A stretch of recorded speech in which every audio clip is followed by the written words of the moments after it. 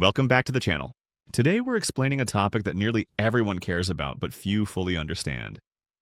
How does the tax refund process work in the United States versus the United Kingdom? If you've ever wondered why your refund feels different depending on where you live or why your friend across the pond seems to have a very different experience, this video is for you. We'll break it all down. How refunds work, when you're likely to get one, how long it takes, key differences in tax systems, and what you should expect when filing in 2025 and beyond. Let's start by understanding what a tax refund really is. In both countries, a refund happens when you pay more income tax during the year than you actually owe. The government returns the excess amount after calculating your final tax liability. But the way the systems work and how refunds are calculated and processed is quite different in the US and UK. Let's begin with the United States. In the US, most workers have federal income tax withheld from their paychecks throughout the year. The amount withheld depends on the information you provide on your W-4 form, things like filing status, dependents, and allowances. At the end of the year, you file an income tax return with the IRS typically by April 15th, and the IRS determines whether you've paid too much or too little tax. If you've paid more than you owe, you get a refund. In 2025, the average tax refund in the US is around $3,000, a significant sum for many households. This system means that a tax refund often feels like a windfall, but it really just reflects an overpayment, essentially an interest-free loan to the government. Now let's look at the United Kingdom. In the UK, income tax for most employees is collected through the pay-as-you-earn (PAYE) system. This means employers automatically deduct tax and national insurance contributions from your wages according to your tax code. For the majority of employees, the PAYE system is designed to match your tax liability, exactly meaning that at the end of the tax year, you often neither owe extra tax nor qualify for a refund. The system attempts to get it right in real time, but refunds still happen. A refund arises when, for example, you had multiple jobs and too much tax was deducted. You stopped working partway through the tax year. Your tax code was incorrect. You overpaid because of a change in circumstances like switching from full-time work to part-time. In the UK, if HMRC identifies that you've overpaid, they often issue a P800 tax calculation letter after the end of the tax year, explaining what you overpaid and how much refund you are entitled to. Unlike the US, where individuals must file an annual return regardless, most UK employees don't need to file anything unless there's a specific issue, or they are self-employed, or have other taxable income. If you are due a refund, HMRC may automatically issue it either by bank transfer or check usually a few months after the tax year ends on April 5th. In some cases, taxpayers need to claim their refund by applying online or contacting HMRC directly. The processing times in the UK are typically 4 to 8 weeks from when HMRC calculates or is notified of the overpayment. So here's an important distinction. In the US, filing a tax return is an annual obligation for almost all individuals and triggers the refund process. In the UK, for employees under PAYE, there's no annual filing obligation and refunds tend to happen automatically when HMRC detects an overpayment. Let's go a bit deeper and talk about self-employed workers and freelancers. In the US, self-employed individuals file using forms like Schedule C and pay both income tax and self-employment taxes, essentially covering both income tax and Social Security, JOS, Medicare contributions. Self-employed taxpayers generally make quarterly estimated payments throughout the year. If they overpay, they get a refund after filing their return by April 15th. In the UK, self-employed individuals submit a self-assessment tax return each year, due by January 31st for the previous tax year. They pay income tax and Class 2 and Class 4 national insurance contributions. If they've made payments on account during the year, essentially advance payments toward their tax bill, and they overestimate, they're entitled to a refund after their return is processed. Again, the system aims for accuracy during the year, but refunds for self-employed individuals still occur when payments on account were too high. Let's look at tax credits and their effect on refunds. In the US, credits play a huge role in the refund process. Refundable credits like the Earned Income Tax Credit, EITC, and Child Tax Credit can generate a refund even when no tax was paid. This means some lower-income taxpayers receive substantial refunds, sometimes exceeding the amount of tax withheld. In the UK, there is no equivalent refund mechanism built into the tax system itself. Instead, programs like Universal Credit or Child Benefit provide direct financial support, but these operate separately from HMRC's tax refund process. You don't get a larger tax refund based on family status or income alone. Your refund simply reflects overpaid tax. This is a major philosophical difference. In the US, the tax system itself is often used as a vehicle for social policy via credits and refundables. In the UK, social policy is implemented largely outside the tax system through separate benefits and entitlements. Now let's cover common reasons for delays in receiving refunds. In the US, refund delays often happen due to errors on tax returns, incomplete or inaccurate bank details for direct deposit, IRS review processes for suspected fraud or identity theft, filing paper returns instead of e-filing. In the UK, delays tend to stem from incorrect tax codes, late reconciliation by HMRC if records are incomplete or conflicting, bank account details not being up to date with HMRC, the need to manually claim a refund in some cases. Next, let's touch on interest on refunds. In the US, the IRS pays interest on refunds if they are delayed beyond a certain period, typically 45 days after the return due date, though the interest is taxable. In the UK, HMRC also pays interest on overpayments, but the rates are relatively low, and delays are less common for refunds processed automatically via PayIE. Now let's talk briefly about how inflation affects refunds in 2025.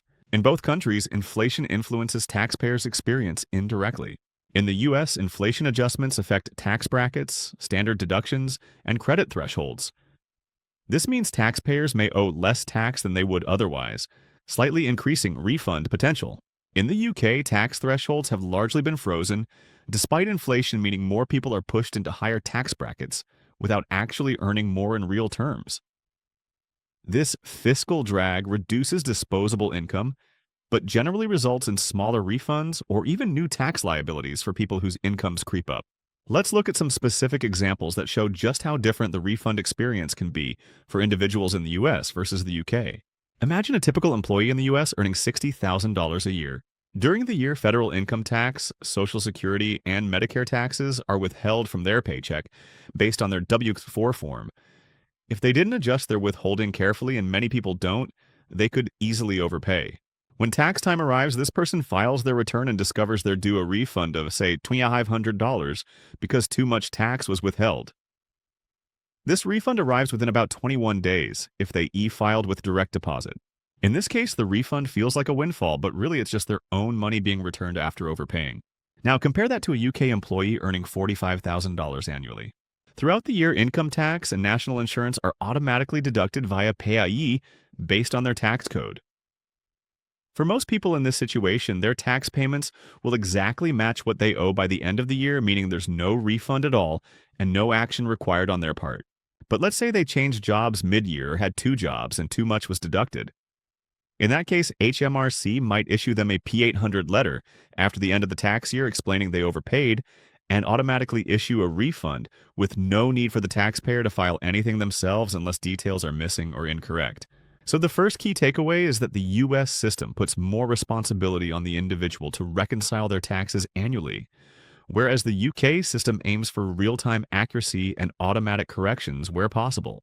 Now let's dig into how family situations affect refunds. In the US, filing status single, married filing jointly, head of household can have a huge impact on your refund.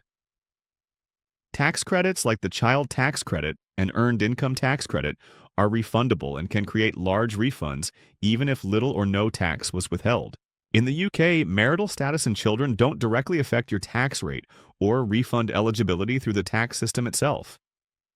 There are separate programs like child benefit or universal credit, but these operate outside the tax refund process, meaning a UK refund is purely a matter of whether you overpaid tax during the year.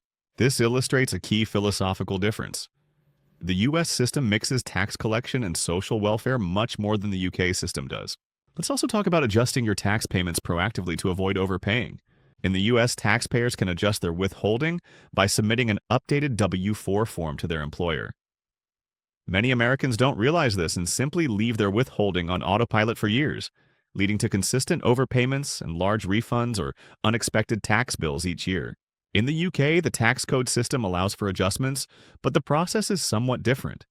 If you think you're paying too much tax because your circumstances have changed, for example, if you started working part-time or changed jobs, you can contact HMRC and ask them to update your tax code during the year. This means that in theory, UK taxpayers can ensure they pay the right amount in real time, minimizing the chance of a refund or underpayment at year's end. But many UK taxpayers don't proactively check their tax code, and mistakes like using an emergency tax code can lead to overpayments or unexpected bills. Next, let's look at how digital tools are shaping the refund process in 2025. In the US, the IRS has invested heavily in online filing systems, and a large percentage of taxpayers now use online platforms like TurboTax, H&R Block, or Free File. These platforms often calculate your refund estimate in real time as you fill out the return, making the process transparent and easy to track. In the UK, HMRC has continued to upgrade its personal tax account system, allowing taxpayers to check their tax codes, income records, and potential refunds online. But the overall volume of people using these systems is smaller, because most UK employees under PAYE have no need to interact with HMRC unless they are self-employed or their circumstances are unusual. This reflects another key difference. The average US taxpayer interacts annually with the IRS through filing, while the average UK taxpayer rarely needs to deal with HMRC at all. Now let's discuss what happens if you don't claim your refund promptly. In the US, there's a statute of limitations on claiming a refund. Generally, you have 3 years from the date you filed the original return, or 2 years from the date you paid the tax, whichever is later to claim a refund. After that, your refund expires and the government keeps the overpayment. In the UK, taxpayers have 4 years from the end of the tax year in which they overpaid to claim a refund. After that, HMRC will not issue a refund, even if you're entitled to one. So in both countries, there's a time limit, but the UK gives taxpayers slightly longer. Let's quickly explore audits and compliance checks that can affect refunds. In the US, the IRS automatically reviews some returns before issuing refunds, particularly those claiming refundable credits like the EITC, which has higher fraud risk. This can delay refunds for taxpayers flagged for additional verification. In the UK, HMRC may also carry out compliance checks, but the volume is smaller because of PAYE's automatic collection system.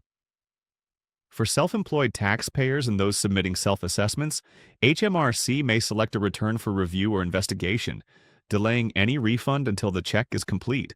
Lastly, let's talk about emotional perceptions of refunds. In the US, many taxpayers look forward to their refund as a kind of annual bonus, even though it's just their own money coming back. Retailers and advertisers often gear promotions around refund season, knowing that Americans tend to spend their refund checks quickly. In the UK, refunds are not seen in quite the same way.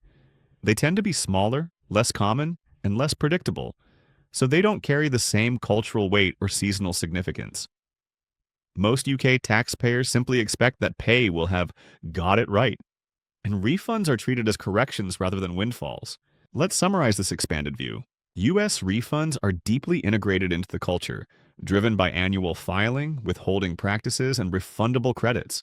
UK refunds are less common, more automatic, and occur when the PAYE system fails to match income precisely during the year. Self-employed individuals in both countries engage more directly with the tax authorities and are more likely to see refunds after annual reconciliation.